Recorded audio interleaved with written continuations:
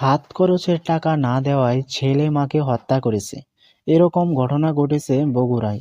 অবাক করা বিষয় হলো, ছেলে মাকে হত্যা করেছে তা নিজের মুখে স্বীকারও করেছে।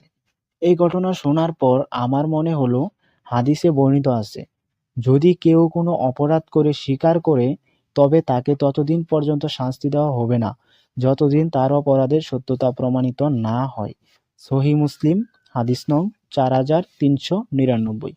কিন্তু আমরা মনে হয় ইসলামের বিরুদ্ধে গিয়ে তাকে পাপের শাস্তি অলরেডি দিয়েই দিয়েছি। হ্যালো ভিউয়ার্স, কেমন আছো তোমরা সবাই? আশা করি সবাই ভালোই আছো। আজকে অনেক দিন পর নতুন একটা ভিডিও নিয়ে চলে আসলাম। তোমাদের আগেই বলে রাখছি, বর্তমান সময়ের আলোচিত সব খবর তোমরা আমার এই চ্যানেলে সবার আগে দেখতে পারবে। তো আর বেশি দেরি না করে চলো আজকের ভিডিওটা শুরু করা যাক।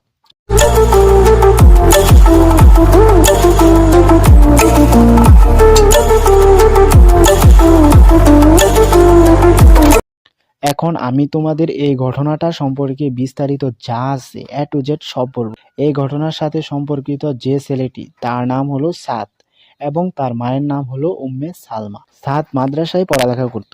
যেদিন উম্মে সালমা খুন হয়েছিল সেদিন সকালবেলা সাদ তার মায়ের কাছে হাত খরচের জন্য টাকা চায়, কিন্তু তার মা সাদকে টাকা দিতে অসম্মতি জানায়। সাদ রাগ করেই কিছু না খেয়েই মাদ্রাসায় চলে যায়। মাদ্রাসায় যখন বিরতি দেয় তখন সাদ আবার বাড়িতে আসে। সাদ বাড়িতে এসে দেখে তার মা বটি দিয়ে সবজি কাটতেছে।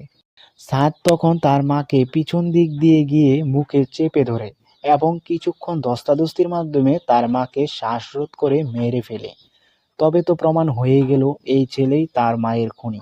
কিন্তু না, সম্পূর্ণ ভিডিওটা দেখলে আপনারা নিজেরাই বুঝতে পারবেন এই ঘটনার আসল ভিলেন কে। খুন করে তার মায়ের লাশকে আবার ফ্রিজেও রেখে দেয়।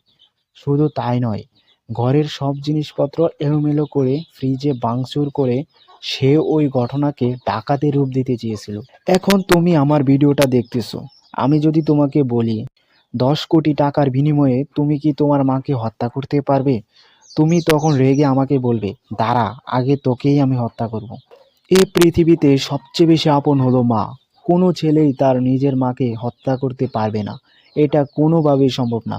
সাদ একদিকে তার নিজের মাকে হারিয়ে ফেলেছে, এদিকে সে শোকাহত, অন্যদিকে তার মায়ের খুনের দায়ভার তার ঘাড়ে এসে পড়েছে। সে তখন সঠিক সিদ্ধান্ত নিতে না পেরে খুনের দায়ভার তার নিজের কাঁধেই তুলে নেয়। আসলে সে খুনি নয়, এই ঘটনার সঙ্গে জড়িত রয়েছে বাড়ির ভাড়াটিয়ারা। মোবাইল নেটওয়ার্কের সূত্রানুসারে পুলিশ মাবিয়াকে গ্রেফতার করে।